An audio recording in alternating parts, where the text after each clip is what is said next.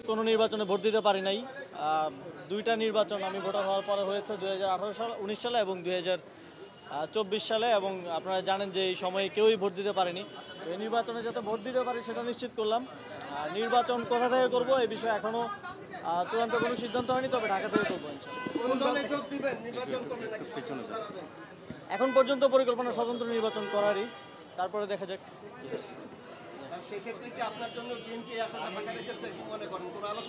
আমার কারোর সাথে কোনো ধরনের আলোচনা হয় নাই। কেউ কোন আসন কোন রাজনৈতিক দল ফাঁকা রাখলো কি রাখলো না সেটা আমার দেখার বিষয় না। আমি আমার সিদ্ধান্ত ব্যক্তিগতভাবে এককভাবেই নিব। এই আসনটাই কেন তাহলে ঢাকা 10 আসন? গুঞ্জন ছিল ঢাকা 12, গুঞ্জন ছিল। আমার সরকার থেকে পদত্যাগ করার পর থাকার প্ল্যান আছে ধানমন্ডি এলাকায়। তো সেই জায়গা থেকে যেখানে থাকবো সেখানেই ভোটার হওয়া। আপনারা তো জানেন যে নির্বাচন করার জন্য আপনি কোথায় ভোটার হইলেন সেটা গুরুত্বপূর্ণ না, আপনি দেশের নাগরিক বা ভোটার হলেই যথেষ্ট। তো সেই জায়গা থেকে ঢাকায় ভোটার হওয়া, যাতে করে নির্বাচনের সময় আমার ভোটটা অপচয় না হয়। আপনি কবে নাগাদ পদত্যাগ করতে পারেন? আপনি জনতার কাতারে কবে আসবেন আসিফ মাহমুদ? পদত্যাগ কবে নাগাদ করতে পারেন? নির্বাচন করবেন নিশ্চিত?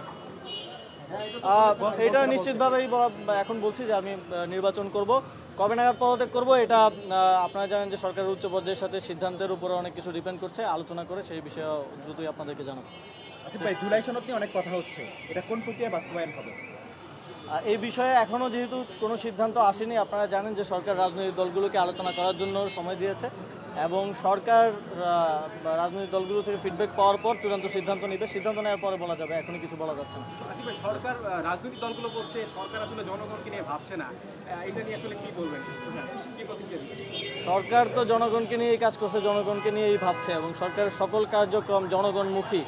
এবং এই সরকারের যেই তিনটা কাজ ছিল, সংস্কার, বিচার এবং গণতান্ত্রিক রূপান্তর, আপনারা দেখছেন যে তিনটা কাজই সমানভাবে এগিয়ে চলছে।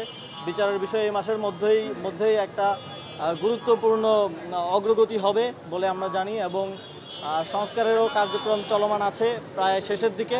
এখন প্রসেস থেকে শুরু করে এই বিষয়গুলো ডিফাইন হয়ে গেলেই এই বিষয়ে আর কোনো সন্দেহ থাকবে না। এবং নির্বাচনের বিষয়ে সরকার খুব স্পষ্টভাবেই ফেব্রুয়ারিতে নির্বাচন আয়োজন করার কথা বলেছে এবং বারবার বলছে। সুষ্ঠুভাবে নির্বাচন আয়োজনের জন্য সরকার সকল স্টেক হোল্ডারদেরকে প্রস্তুত করছে এবং সকলের সহযোগিতাও চাচ্ছে। এখন আমি রাজনৈতিক বিষয়ে কোনো মন্তব্য করতে চাই না, যেহেতু সরকারের অংশ আছে, এই বিষয়ে পরে কথা বলবো।